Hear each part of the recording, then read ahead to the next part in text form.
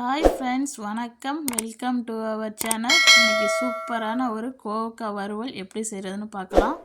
வாங்க வீடியோக்குள்ளே போகலாம்.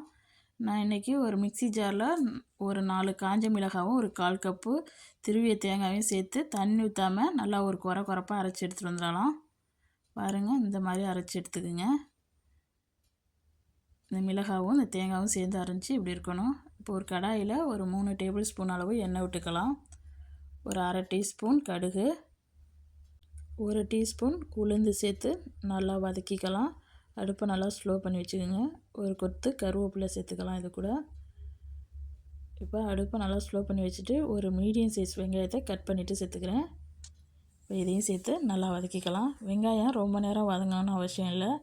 ஏன்னா நம்ம இதில் கோவக்காயை சேர்த்து வதக்க போகிறோம். அதோடு சேர்ந்து நல்லா வதங்கிடும்.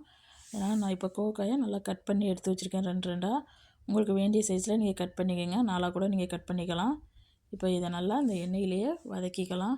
இந்த கோவக்காய் நல்லா சாஃப்டாகி வரணும். அவ்வளோ நேரம் நம்ம நல்லா இதை வதக்கிக்கணும்.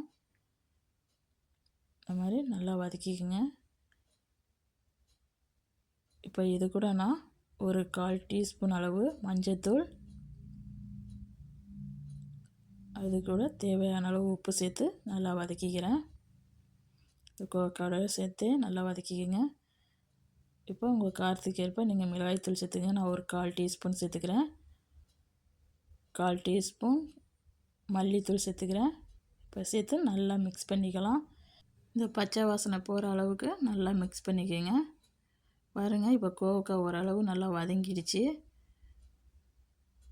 இப்போ இந்த பச்சை வாசனை போகிற அளவுக்கு மிளகாய்த்தூள் மல்லித்தூளெல்லாம் நல்லா வதக்கியாச்சு. இப்போ இது கூட கொஞ்சமாக தண்ணி சேர்த்துக்கலாம்.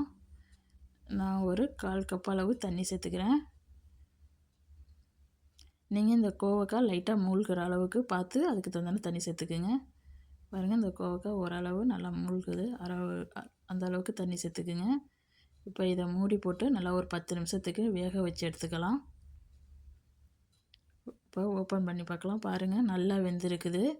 இப்போ இதை மறுபடியும் நல்லா மிக்ஸ் பண்ணிக்கோங்க. இப்போ இதில் லைட்டாக தண்ணி இருக்குது. இப்போ இந்த ஸ்டேஜில் நம்ம அரைச்சி வச்சுருக்க தேங்காய் பவுடரை சேர்த்துக்கலாம். ஃபஸ்ட்டே அரைச்சி வச்சோம் இல்லையா, பட்டை மிளகாயும் தேங்காயும் அதே சேர்த்துக்கலாம். சேர்த்து நல்லா மிக்ஸ் பண்ணிக்கோங்க. இதில் இருக்க பச்சை வாசனை போகிற அளவுக்கு ஒரு 3 நிமிஷம் நல்லா மிக்ஸ் பண்ணி கொடுங்க. பாருங்கள், நல்லா கலர் சேஞ்ச் ஆகி வந்துடுச்சு. இப்போ நம்மளுக்கு சூப்பராக கோவக்காய் வறுவல் ரெடி ஆகிடுச்சு. இப்போ இது கூட நான் கொஞ்சமாக கொத்தமல்லி தழை சேர்த்து இதையும் சேர்த்து நல்லா மிக்ஸ் பண்ணிக்கிறேன். அவ்வளவுதான், நம்ம கோவக்காய் பொரியல் சூப்பராக ரெடி ஆகிடுச்சு.